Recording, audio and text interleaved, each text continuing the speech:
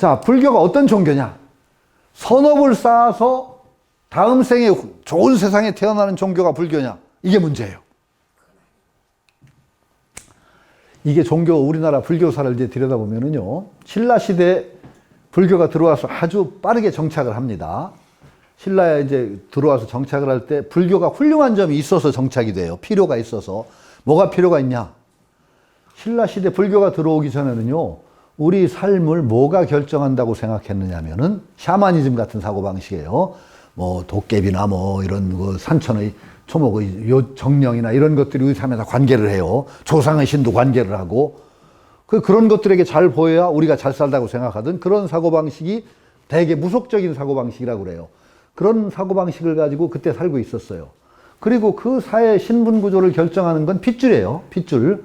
그러니까 최상층의 신분은 하느님의 자손이야, 대개. 하느님의 자손이야. 그러니까 신라에만 해도 뭐 박석김 세 가문이 전부 조상이 누구예요? 알이에요. 알. 알은 뭐예요? 새에서 나온 거예요. 새는 뭐예요? 하늘과 통신하는. 하늘에 오르라는 게 새잖아요. 알 출신이라는 건 하느님 자손이라 소리. 쉽게 얘기하면은 유리왕 그쪽은 어떻게 해요?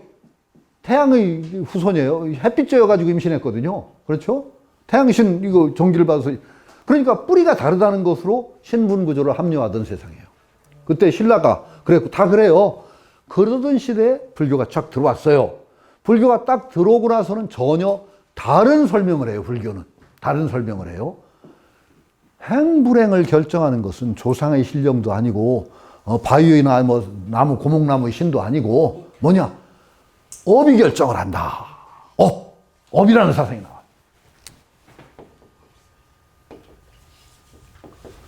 그리고 뭐 왕이나 그런 사랑하는 것도 아니고 핏줄이 되는 것이 아니라 업이 중요하다.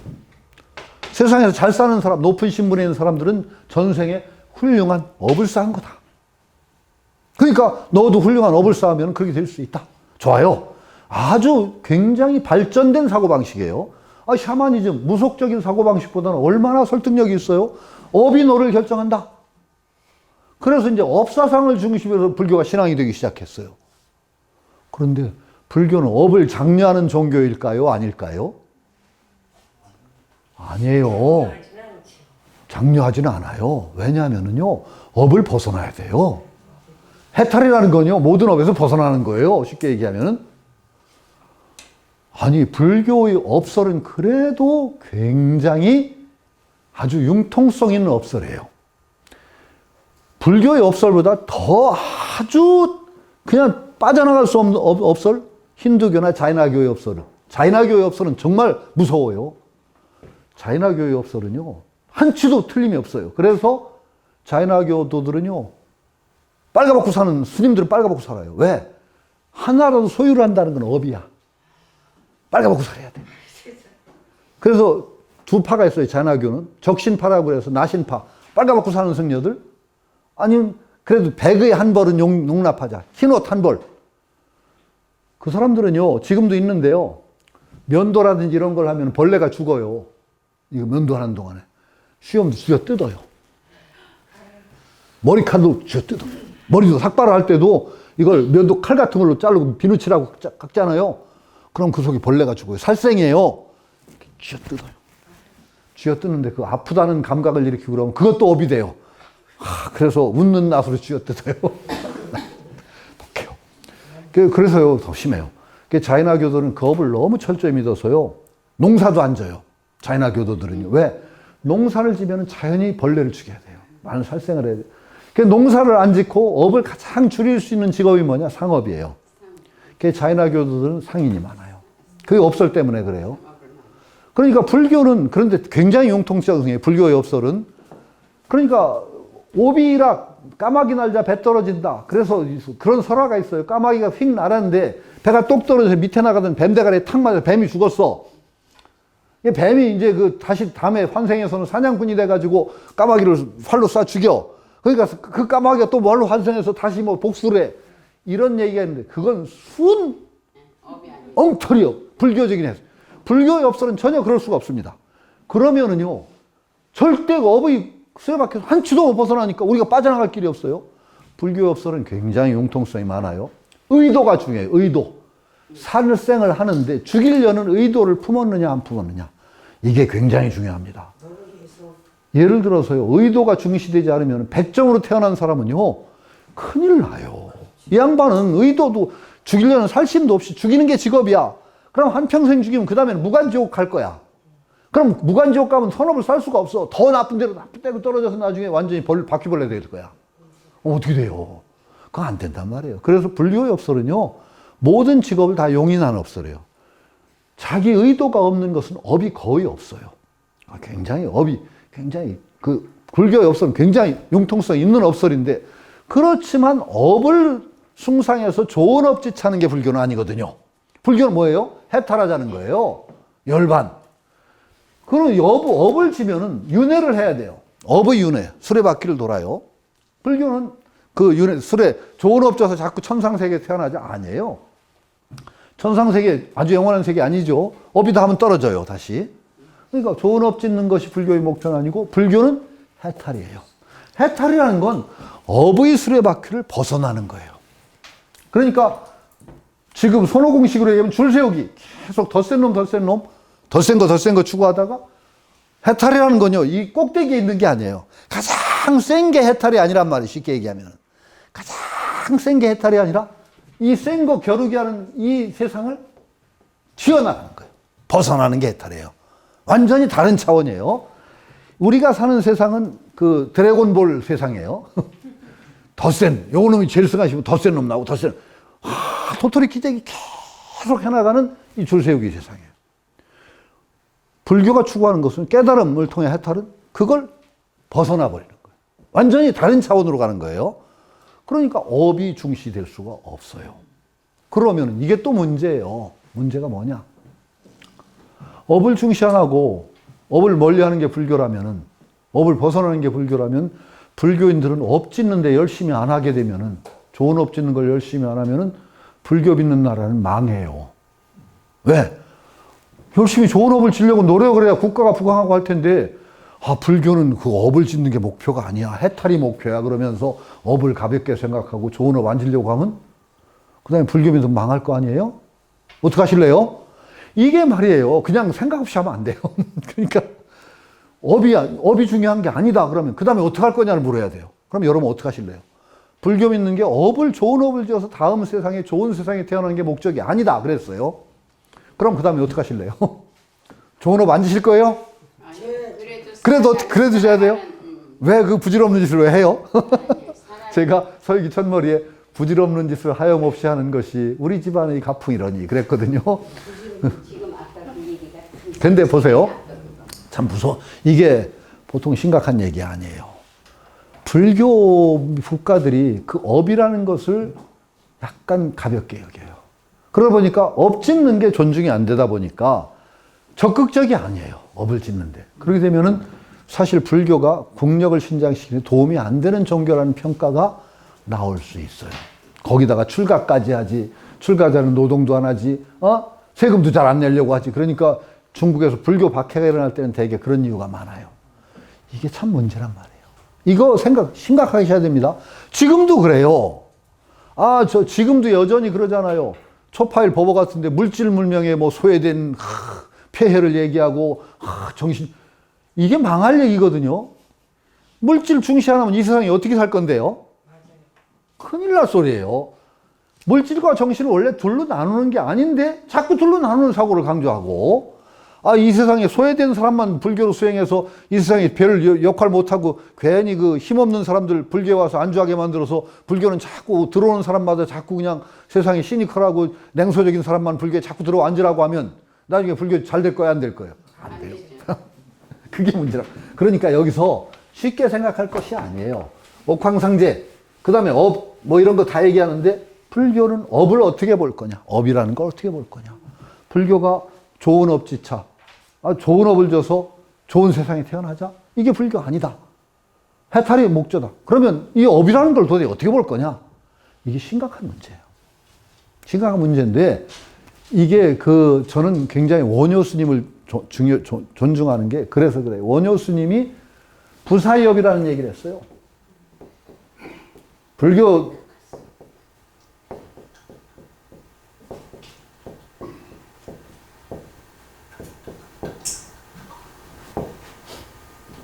부사이업 뭐냐? 우리가 생각할 수 없는 오묘한 업이에요. 이 업은 어떤 업이냐? 원효 스님 구조를 제가 간단히 얘기해요. 여러분들이 수행을 한다든가 하는 것은 뭐냐? 수행을 한다는 건 모든 차별적인 세계를 떠나서 절대적인 세계로 가는 거래요. 그래서 원효 스님의 생각에는 생멸의 세계가 있고 생멸의 세계가 있고 진여의 세계가 있다고. 진여라고 하잖아요, 보통. 그러면 우리가 수행한다는 것은 생멸의 세계에서 진여의 세계로 가는 거예요. 진여의 세계의 특징은 모든 차별을 떠난 거예요. 넘어선 게 진여예요. 모든 차별성을 넘어선 절대적인 것이 진여고, 생멸은 차별성을 가지고 다투는 세계가 생멸이에요. 우리가 수행을 한다는 것은 생멸의 세계를 넘어서는 거예요. 선이다, 악이다, 밉다, 곱다, 좋다, 나쁘다, 이걸 차별을 넘어서서 거기에 매달리던 삶 속에서 그걸 뛰어넘어서 진여의 세계로 가는 거죠. 수행을 해서 쫙 진여의 세계로 가요. 자, 그래서 여러분이 이제 가정을 해서 여러분이 진여의 세계에 딱 도착해서 가셨어요. 진여의 도달했어요, 여러분이. 그래서 아, 여기가 진여의 세계로구나. 딱 앉으려고 하는 순간에 진여의 세계는 여러분을 발로 팡 차서 내쫓아요. 왜? 진여의 특징이 뭐예요? 차별을 벗어나는 게 진여야, 근본이. 그런데 아, 저기는 생멸이고 여기는 진여다. 그건 차별 아니에요? 진여라고 생각하는 것 자체가 차별이야. 진여의 세계는 앉을 자리가 없어. 앉는 순간에 진여가 아니야, 거기는. 왜? 앉는 순간에 차별이잖아. 일어나잖아요. 생멸의 세계와 진여의 세계 딱 차별이 나잖아요. 진여의 세계는요, 앉을 자리가 없습니다. 진여의 세계에 딱 도달하는 순간에 쫓겨나요. 없어요, 앉을 자리가. 그래서 진여의 세계에 도달했다고 하는 순간에 다시 생멸의 세계예요. 원래 둘이 아니에요. 원래 세계가 둘이 아니에요. 비유를 하자면은 물결이 일어. 우리는 물결 속에서 물결에 치여가지고 뭐 그냥 이 물결 저 물결 쫓겨다니고 내 물결 이 물결 하던 세계야. 이게 생멸의 세계야. 그 진여의 세계라는 건 물결을 넘어선 물이라는 세계, 물의 차원이야. 물의 차원에는 물결이 없어. 그렇죠? 그렇죠? 그런데 물결을 다 없애야 물이 나옵니까? 아니잖아요. 원래 동시에 존재하는 거예요. 그런 관점이에요. 그러니까 그러면 보세요. 진여의 세계에 딱 도달하면 생멸의 세계로 나오면 바로 이게 업의 세계야. 생멸의 세계가. 업을 짓는 세계가 생멸의 세계거든요. 그럼 진여의 세계에서 쫓겨난다는 표현을 뭐 하고, 진여의 세계를 탁 거쳐서 다시 생멸의 세계에 돌아와서 업을 질 때 그 업이 진여를 전혀 바탕으로 하지 아니한 업과 같을까 다를까가 다르다는 거예요. 바로 그게 부사이업이에요. 진여의를 바탕으로 해서 업을 짓는 것이 바로 부사이업이란 말이에요. 이게 원효가 스님이 얘기한 부사이업인데, 그럼 여기 그렇게 그냥 따라가시면 안 돼요. 다시 물어야 돼요, 여러분. 그럼 언제 우리가 진여의 세계에 도달해서 부사이업을 질래요? 여러분 진여의 세계 언제 가실래요? 언제? 순간. 아, 참 대단한 명답입니다. 순간순간 맞은데, 그렇게 또 진여의 세계에 간 다음에서야 부사이업을 짓겠다고 생각하는 순간에 여러분은 영원히 부사이업을 못 지세요. 왜? 진여의 세계 언제 가실 거야? 깨닫지도 못했는데. 그럼 안 돼요. 사고 방식의 변화예요. 바로 사고 방식이 진여라는 틀 속에 들어가요. 뭐냐? 차별을 바탕으로 한 사고 방식을 계속 강화해 나가는 세계가 생멸의 세계. 남자다, 여자다, 밉다, 곱다, 너다, 나다. 여기에 붙들려 있는 것이 생멸의 세계고, 그러면 진여라는 건 뭐냐? 남자다, 여자다를 넘어선 자리가 있어요. 뭐요? 사람. 사람이면서 남자고 사람이면서 여자지요? 그렇죠? 남자, 여자로 고정된 게 아니에요. 사람인 바탕 위에서 남자가 있고 여자가 있는 거예요. 그러면 사람이라는 차원에서는 남녀가 넘어서는 거예요. 바로 생멸이 남녀라면 사람이 진여예요. 이런 관점으로 자꾸 전환해서 사람이라는 바탕 위에서 남성으로서의 역할을 찾고, 사람이라는 것의 바탕에서 여성으로서의 역할을 찾으면은 얼마든지 화해와 공존이 가능한데, 너는 남자, 나는 여자, 사람이 안 보여. 그러면 생멸해요. 그럼 갈등 구조가 계속 증폭이 되는 거예요. 여러분들이 지금부터 부사협을 지셔야 돼요. 왜? 그런 갈등 구조를 양극화를 극단화해 나가는 사고방식에서 그것을 넘어선 관점에서는 연습을 해야 돼요. 언제나 우리가 다르지만 같은 자리에 있는 자리가 있어요. 그 자리를 확인해서 같은 자리를 바탕으로 해서 각각 다른 역할을 한다는 생각으로 전환하는 순간에 여러분들은 지금부터 부사협을 지시는 거란 말이죠. 이게 중요한 관점이죠. 차이가 있어요. 그래서 어쨌든 옥황상제 얘기가 나왔으니까 옥황상제는 씨가 따로 있냐? 좋은 생각이에요. 그런데 씨가 따로 없다고 그래서 힘으로 하자? 이건 정말 망할 세상이에요. 정말 망할 세상이 이루어지는 거예요. 그러면은 여기에 많은 관점, 새로운 기준들이 도입이 돼야 돼요. 그래서 업이라는 것도 대입이 돼야 되고, 덕성, 품성, 사람의 품성, 그런 것들이 도입이 돼서 그런 것이 존중되는, 진짜 잘 사는 사람이 존중받는 사회. 이걸 만들려고 해야 된단 말이죠. 이제 옥황상제까지는 아니지만 우리 세상만 해도 그렇게 만들 수 있거든요. 그러니까 제가 부탁드린 대로 앞으로 누구 잘 산다라고 함부로 말하지 마세요. 부자 보고 잘 산다고 절대 말하지 마시고 부자인데 정말 부자면은 잘 살기가 더 쉬워요. 부자가. 왜요? 부자는 존중받아야 되거든요. 예를 들어서 그 논어에 가끔 제가 외전을 얘기하는데요. 논어에 어떤 공자 제자가 묻습니다. 공자한테 비니무첨 부의무교하여. 그러니까 무슨 소리냐? 가난하되 아첨하지 않고 부유하되 교만하지 않다면 그런 사람은 어떨까요? 라고 물어요. 공자한테. 공자가 뭐라고 대답하는지 아세요? 가야 괜찮다. 가. 가라는 건요. 좋은 표현이 아닙니다. 겨우 괜찮다 소리예요. 그래서 수미양가 중에 꼴찌가 가거든요. 왜 꼴찌가 간지 아세요? 그건 참 잘못된 표현이에요. 수미양가 중에 나쁜 표현 하나 있어요? 없잖아요. 그건 말이 안 돼요. 좋은 긍정적인 거라 좋은지 모르고 가는 겨우 괜찮다. 그러니까 괜찮지. 그 정도. 그런데 이게 더 좋아 하면서 뭐가 더 좋다고 했느냐? 미약. 이것만은 못해. 빈이락 부의호래. 가난하면서도 자기 즐길 걸 즐겨. 도를 즐긴단 말이죠. 자기 추구하는 것을 즐기고 부유하면서 호래, 예를 좋아해서 부를 통해서 주변 사람들을 잘 돌보고 문화생활을 영위하고 문화를 빛내는 사람. 그런 사람이 훨씬 낫지. 왜 너는 꼭 부정적으로 빈이무첨, 가난하되 아첨하지 않고 부유하되 교만하지 않고 이런 부정적인 관점을 생각하냐? 가난하되 자기 추구하는 바를 즐기고 부유해서 그 부유를 바탕으로 해서 주변 사람들을 참 빛나게 해주고 문화를 발전시키고 하는 그게 훨씬 낫지 않느냐? 이렇게 얘기하거든요. 그러게 정말 그런 정말 잘 사는 분들, 멋있게 사는 분들을 우리가 존중하는 그런 사회를 만들면은 자연히 우리가 그 속에서 수양이 되잖아요.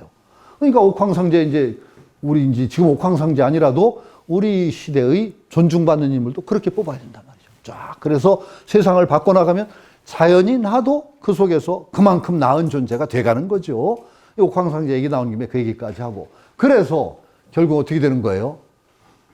손옥이 그래 이제 그렇게 야단을 치고 옥황상제 아무나 되는 거 아니야? 그런데 내가 뭘 그렇게 잘나서 그게 설치냐? 그러니까 손오공이 내가 이러이러한 재주가 있다. 그 중에 대표적인 재주가 뭐예요? 근두운. 손오공 하면 역시 여의봉하고 근두운이에요. 근두운 한번 탁 공중제비를 돌아요. 근두운은 쫙 뛰어서 공중제비를 탁 도는 순간에 구름이 쫙 와서 밑에 깔리면서 탁 하면은 10만 8천이. 10만 8천이에요. 정확하게. 그런 재주가 있다. 그러니까 누가 빠른지 나하고 한번 내기를 하자. 그래서 손오공이 부처님 앞에서 이제 덤비는 거죠. 쫙 근둔을 불러 탁 타고 슉 날아가는데 앞에 거룩한 봉우리 5개가 쫙 나왔어요. 이런 게 이제 봉우리가, 거기 봉우리도 참 희한하다. 그래서 가장 가운데 높은 봉우리에다가 붓글씨로 썼다는가, 뭐 털을 뽑아서 붓으로 만들어서 착 썼겠죠. 제천대성 다녀가다. 그러고 대개 그런 동물들이 하는 짓이 뭐예요? 영역 표시. 영역 표시는 뭐예요? 오줌 갈기는 거. 개나 다 그러잖아. 오줌까지 싸고 쫙 의기양양에 돌아왔는. 이렇게 갔더니 이런 산이 있어. 내가 이런 표시까지 하고 왔다. 부처님 손바닥을 착 내미는데 부처님 가운데 손가락에 제 책에는 그렇게 썼습니다. 제천대성 꼴값 떨고 가다. 그렇게 표현했는데 하여튼 거기다 원숭이 오줌 질내까지 진도. 손오공이 완전히 기절초풍을 하는 거죠. 이거 잘 먹고 달아나려고 휙 나르는데 석가모니가 손바닥으로 탁 치니까 그대로 그냥 땅에 가서 꼬라박혀 버리죠. 그래서 거기다가 오행산을, 손가락 비슷한 오행산을 꽉 눌러가지고 꼼짝 못하게 하고 거기다 주문까지 딱 붙여서 못 벗어나게 딱 붙여놓고 거기서 이제 500년이에요. 이게 뭐냐? 지금 손오공이 추구한 길은 아까 얘기한 대로 이 줄 세우기 길이에요. 조금 더 센 사람, 조금 더. 영원히 끝이 없는 더 세게, 더 높이. 여기는, 요게 꼭대기 가시면 더 있는 길. 또 있어요, 또 있어요. 끝이 없는 길. 손오공은 거기에서 이제 지자를 멋에 서는 건데, 석가모니 대지혜는 깨달음 이제는 어떤 지혜냐? 여기 이 세계를 전면 완전히 탈출해버리는 새로운, 완전히 다른 차원이란 말이에요. 차원이 다른 거예요. 이게 차원이 다르다는 게 굉장히 중요합니다. 그 차원이 다른 건 열반을 했다는 것은요, 차원이 다른 겁니다. 불교에서는요, 열반에 대해서 설명을 안 합니다. 열반을 적극적으로 설명한 적이 없습니다. 열반은 어떻다라는 게 아니라 열반을 설명하는 용어는 무조건 부정적입니다. 열반을 설명하면 무엇이 없다, 번뇌가 없다, 가래가 없다라고 하지, 열반은 기쁨이 넘친다 이런 표현 안 합니다. 절대. 왜 안 하느냐? 열반의 세계는 차원이 다른 세계예요. 그래서 석가모니 표현에 의하면은 열반을 가르쳐주는 순간에 어떻게 되느냐? 그건 물고기에게 걷는 걸 설명하는 거와 똑같대요. 물고기한테 자라가 이제 물붓도둑이가, 거북이가 물에 있다가 육지에 가서 산보 좀 하고 돌아왔거든요. 물고기가 물었어요. 너 뭐 하고 왔니? 육지에 가서 걷다 왔다? 육지가 뭔지도 몰라요, 얘는. 걷는다는 게 상상이 안 돼. 그럼 열심히 설명해, 자라가. 그럼, 지느러미 흔들고, 이제. 물고기한테 체험이 안 되는 거니까. 설명을 아무리 해도 오해밖에 안 남아요. 오해밖에 안 남으면서. 그러니까 차원이 다른 거예요. 그래서 손오공이 잘난 척복이 된 세계는 3차원의 세계. 아니면 2차원의 세계라면 열반의 세계는 3차원의 세계. 3차원, 4. 여기서 2차원에서 빨빨거리게 기는 생물이 한테 3차원이 더 있으면 어떻게 돼요? 전혀 안 보이던 존재 위에서부터 쿵 내려오면 이건 완전히 난리 나는 거 아니에요. 3차원. 상상이 안 되는 거예요. 이 손오공이 날뛰던 세계는 이 차원이에요. 이런 차원. 석가모니 차원은 이것을 탈출한 차원. 차원이 달라요. 그게 이제 손오공이 아무리 날뛰어도 석가모니 손바닥을 못 벗어나는 걸로 딱 드러나는 거죠. 바로 그거예요. 우리가 수행을 한다든지 인격의 어떤 원판이 바뀌고 전환한다는 지점은 뭐냐? 굉장히 중요한 차원의 변화가 있어요. 차원의 변화라고 해서 뭐 신묘한 변화가 아니라 핵심 코어가 달라져요. 알맹이가 달라지는 건데, 예를 들어서 우리가 계속 고통의 윤회를 계속하고 한다고 하는 이유가 뭐냐? 그 핵심적인 괴로움을 양산하는 가장 핵심적인 관념이 뭐냐면 자라는 관념이에요. 나라는 관념. 나라는 관념이 거기에 꽉 들어박혀 있어서 모든 것을 나에다 끌어다 붙이고 해서 이걸 통해서 다시 나오면은 모든 행위라든지 업이 전부 고를 산출합니다. 고를 산출하는 구조를 가지게 돼요. 구조 자체가 우리가 고를 괴로움이라는 결과를 낳는 구조를 가지고 있어요. 우리가 업의 산출 구조가. 요게 바로 우리 수양되지 않고 그런 구조의 삶이에요. 근데 요 핵심 코어가 딱 깨져요. 요게 무아라는 것을 알게. 그러면 이게 말하자면 컴퓨터 같으면은요, 회로 구조가 달라져요. 버스라고 하는데 회로 구조. 회로 구조가 달라지면은요, 전혀 똑같은 게 인풋이 들어가도 아웃풋이 전혀 달라요. 요 코어가 확 변해요. 그러면은 이게 들어가도 고가 나오질 않아요. 부사입이 나와요. 이게 중요하단 말이에요. 그러니까 우리가 수양을 한다는 하는 것은 이게 말하자면 한 차원을 업그레이드 하는 거예요. 요 업그레이드라는 체험이 쉽게 오지를 않아요. 쉽게 오지를 않아요. 되게 이게 한동안의 누적이 어느 순간에 딱 변혁을 일으키거든요. 그걸 체험한 분들이, 선적인 어떤 깨달음이 오기도 하고 그래요. 그게 한 번 뛰는 거예요. 그러기 위해서는 굉장히 오랜 동안의 노력과 직접 쌓아가는 과정이 필요하고, 그게 필요하죠. 그런데 이게 차원이 달라지는. 그러니까 석가모니 차원은요, 정말 그 업그레이드판의 결정판이에요. 차원이 달라져도 이게 보통 달라진 게 아니에요. 그러니까 손오공이 그 차원에서 아무리 잘라봤자 말하자면 차원이 다른 석가모니 손바닥을 벗어날 길이 없다. 당연한 거죠. 당연한 거죠. 그래서 이제 날뛴, 쉽게 얘기하면 꼴값던 업을 받아야 돼요. 그 천상세계 어지럽힌 업보는 반드시 있습니다. 그건 뭐 우리가 업보를 믿지 않으면은 살 수가 없어요. 업보는 반드시 있으니까 그 업보로 500년의 고행이 이제 있는 겁니다. 손오공이 처박혀가지고 오행산 밑에 수소박혀서 정말 온갖 고통을 다 당해요. 먹을 게 없으면 뭐 센 물을 끓여 먹었다고 하죠. 구리국물 끓여 먹고 그런 세월이 500년이에요. 자그만치. 그러고 생각하니까 티벳이나 몽골 같은 데 가면 지옥도를 아주 여실하게 그린 데가 있습니다. 지옥도 그린 거 보셨어요? 몽교 사원에?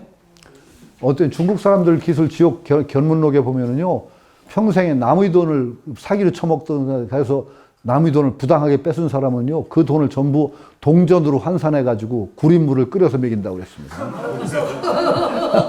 참 지독하지요?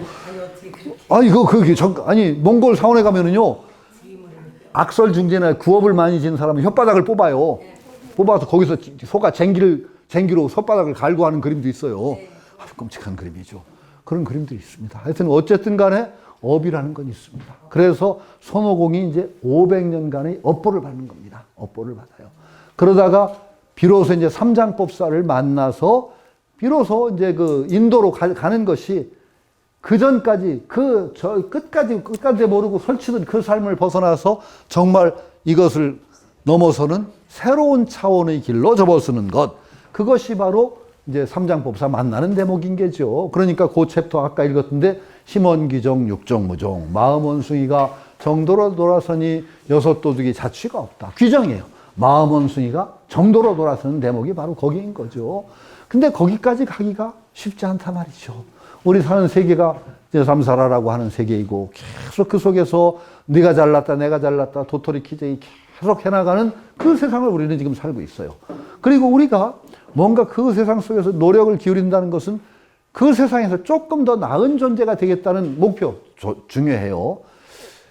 선업을 쌓아서 선한 결과를 받는다. 그 욕심 사라지면 안 돼요. 그런데 그것만 가지고는 안 돼요. 아까 얘기한 대로 부사의 업. 정말 그 윤회를 계속 조장하는 업이 아니라 오히려 이 세상을 장엄하는 정말 생각할 수 없는 업을 져야 되는데 그건 근본이 뭐냐? 아까 얘기한 대로 대립구조를 벗어난 어떤 진여의 구조를 가지고 세상을 본다. 이런 여러분들이 사고 구조틀을 바꾸는 작업이에요. 그러니까 진여에 도달하고 나서 부사협을 짓겠다? 영원히 못 져요. 그럼 사고 구조를 바꾸잔 말이에요. 아까 얘기한 코어를 바꾸는 것과 같아요. 사고 구조를 딱 바꾸는 거예요. 맨날 말단에 대립하는 거기에 매달려서 살던 세상에서 그것을 초월한 것을 바탕으로 해서 자기를 말하자면 굴리는 내가 작용을 하는 남자라는 데 매달리지 않고 사람이라는 근본에 서서 남자의 역할을 한다. 여자라는 데 매달리지 않고 사람이라는 근본에서 여성의 역할을 한다. 그러면 얼마나 멋있고 재밌냔 말이에요. 다른 이유가 있거든. 남자와 여자가 똑같이 생기면 얼마나 재미없어. 근데 다른 이유가 있을 거야. 그럼 각각 그 다른 사람이라는 자리를 바탕으로 해서 여성의 역할을 하고 사람이라는 바탕으로 해서 남자와 다른 여성의 역할을 한다 그러면 얼마든지 공존과 조화가 가능하잖아요. 그러면 바로 우리가 부사협을 짓는 존재가 되는 게죠. 그런 사고구조의 변화가 있어야 된단 말이에요. 그런 게 누적되면 어떻게 돼요?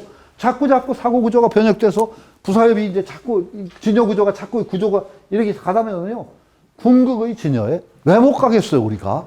지금도 가고 있는 과정인 거죠. 그렇게 가면서 우리가 그런 생각으로 세상을 살아가면은 이 세상의 사회구조도 바뀌고, 그렇죠? 자꾸 대립구조가 강화되는 쪽이 아니라 자꾸 원만하게 화해되는 쪽으로 가고, 그러면서 그 속에서 우리가 자연히 제가 아까 얘기한 대로 에베레스트가 왜 높으냐? 히말라야 산맥이 있기 때문이다. 그러면 우리가 자연스럽게 함께 히말라야에 있는 사람들이 되는 게죠. 그러면 얼마나 행복한 것이 되겠습니까? 그러기 위해서는 바탕을 높이 깔아야 됩니다. 근데 꼭 하고 싶은 얘기 마지막에 하게 되네요. 꼭. 바탕을 높이 까는데 가장 중요한 일이 뭐냐?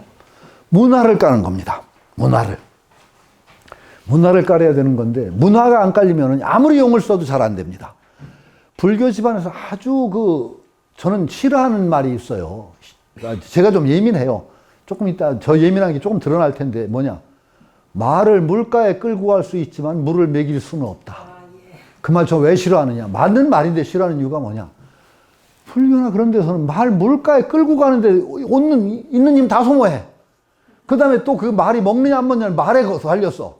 그러니까 반타작조 되나 마나 그래. 물가에까지. 물가에 끌고 가려고 얼마나 용을 써도 안 가요, 말들이. 그럼 어떻게 해야 되냐. 말을 물가에서 아예 놀게 해야 돼요. 물가에 자연스럽게 와서 놀게 만들어야 된단 말입니다. 그게 바탕이에요. 그건 뭐냐? 문화입니다. 문화, 예술. 이런 것이 쫙 깔려줘야 돼요.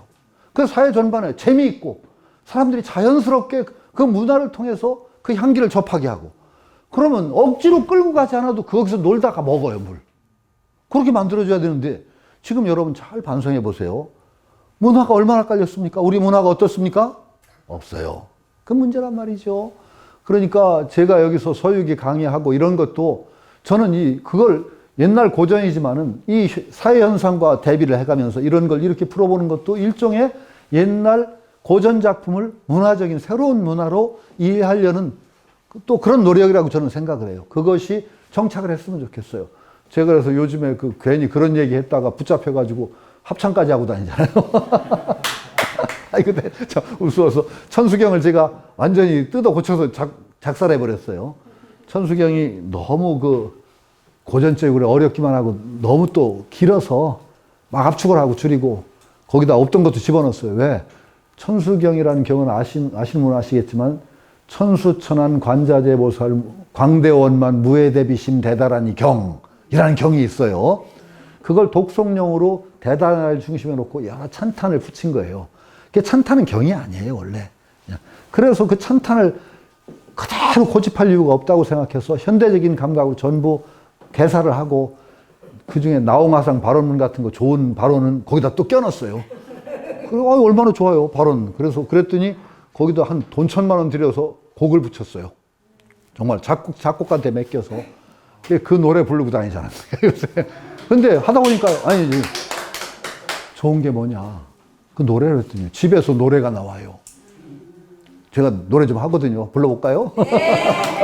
아니, 사방찬 그런 게 있어. 사방찬 도량찬 있잖아요. 그걸 갖다 일세동방 결도량 이세남방 득천이라는, 동쪽에 물뿌리니 깨끗해지고 이렇게 불러요. 그 다음에 도량찬 같은 거는 수행하는 나의 도량 맑게 씻으니 삼보와 천룡께서 내려오시네. 이제 내가 묘한 진언 외워지니니 신묘하고 자비로운 가피브리 이렇게 부르거든요. 근데요, 그러면은요, 보세요. 이제 집에서도 할 수 있어요. 문화예요, 이게. 맨날 어려운 경주를 노래도 하고. 그래서 저는 이게 정말 분위기가 됐으면 좋겠어요. 그래서 문화가 쫙 깔리면은요, 물가에 끌고 가려고 용 쓰는 노력이 생략되잖아요. 그럼 그 속에 놀다가 자연스럽게 물 마시게 하는 그런 세상이 저는 왔으면 좋겠다는 말이죠. 저는 그래서 모든 종교는 기본적으로 그 문화를 만들어내야 됩니다. 이 시대에 맞는 문화. 저는 이 서유기 같은 것도 이 시대에 맞는 문화로 다시 이제 허영만 씨한테 다시 그리라고 해야 되겠어요. 나라라 슈퍼우드 제2탄. 그래서 이 손오공이 어른 서유기를 한번 제가 드렸어요. 이제 붙여드렸어. 허영만 화백한테. 그거 읽고 나라라 슈퍼우드 제2탄. 좀 심화된 나라라 슈퍼우드가 나와서 많은 사람들이 다시 그 허영만 화백 얼마나 뛰어납니까? 규모 귀어둔 사오정글 캐릭터를 만들 정도니까. 그 다음에 새로운 그 문화가 나오고 그러면은 얼마나 행복한 일이겠어요? 저는 그런 바람을 소박하게 가지고 있습니다. 오늘 여기서 마칩니다.